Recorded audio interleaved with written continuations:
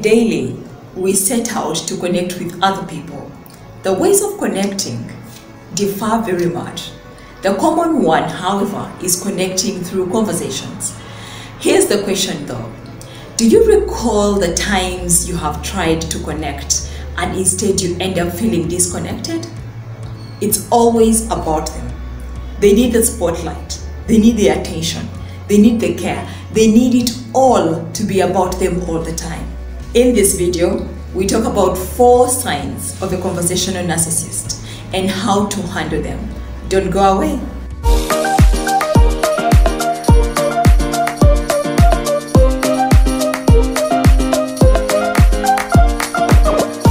Hello, welcome back to Elevation Chapter, the channel that promotes human connection, spreads positivity to recover humanity. So how do you know you are conversing with a conversational narcissist? Number 1, it's a one-man show. The conversation is one-sided. We have heard of a phrase, I am in it alone, when it comes to a romantic relationship. That phrase applies here too. Basically, one person is taking the show solo. This takes it away from the interaction and interpersonal spaces. You'll find yourself contributing 1, 2, or 3 sentences in the entire conversation. The narcissist simply wants to run the entire conversation, and it doesn't matter how many people are part of the conversation. They will still take the show. They will still want to prove to be the smartest, to be the well-informed ones, and the experienced persons. When this happens, just know you are hanging out with a conversational narcissist. Number 2, lots of interruptions. They jump into a conversation when someone is in the mid-sentence and end up focusing on themselves. That is a typical sign of a conversational narcissist. They have no respect whatsoever and do not know how you will feel. The unfortunate bit is that they do it seamlessly and never see a problem with it unless you try to correct them.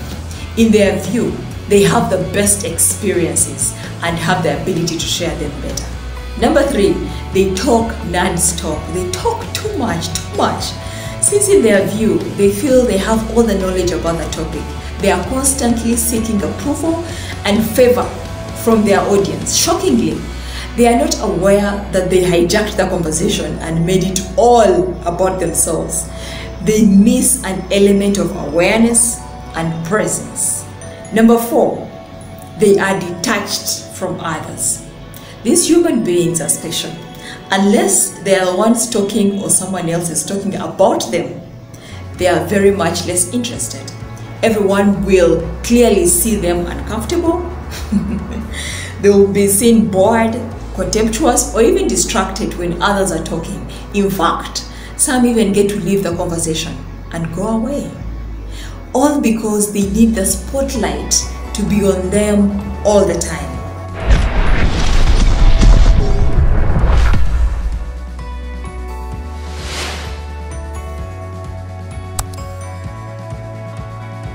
How best can you handle a conversational narcissist?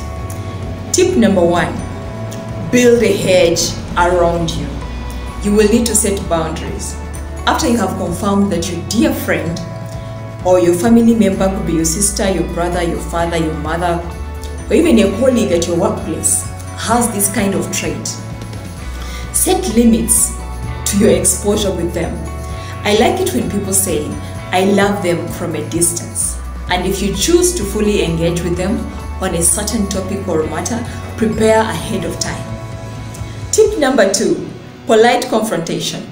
If you're courageous enough, politely tell the person, hey, I appreciate that you understand what I'm saying, but please, I feel a deep need to share more so that I can get it out of my system. If you could please listen first, I would be glad. A real narcissist feels offended by this very comment, but a more mild narcissist may respond well. The challenge here is people know how to confront, but they fear not to be listened to or not to be humiliated. Tip number 3, don't take it personally. Like I already mentioned earlier, these people are never aware of their annoying trait. It is not intentional at all. And you also need to know you are not the one to change them. People with this pattern tend not to be particularly insightful. They are very defensive and unwilling to change their pattern. And if they are willing to change, they will seek for your guidance, especially when you are holding conversations together regularly. The good news, however, narcissism is one of those traits that appears to be largely the result of parenting. It is programmed into a person's behavioral response after birth, meaning they are made but not born. So there is hope. If you have anyone in your family or your friend or your husband or whoever, just have the hope that they can change. That is how you can start dealing with conversational narcissists. It requires a lot of patience and kindness. Today, our quote comes from Dr. Ramani. She's a clinical psychologist and a professor of psychology. Relationships with narcissists are held in a place by hope of someday better, with little evidence to support it will ever arrive. This is it for today. If you haven't subscribed, please do subscribe, like and share the video. And don't forget to hit the bell button for notifications every time we upload a new video. Thank you for watching. Go forth and handle the narcissists in your network with skill. Cheers!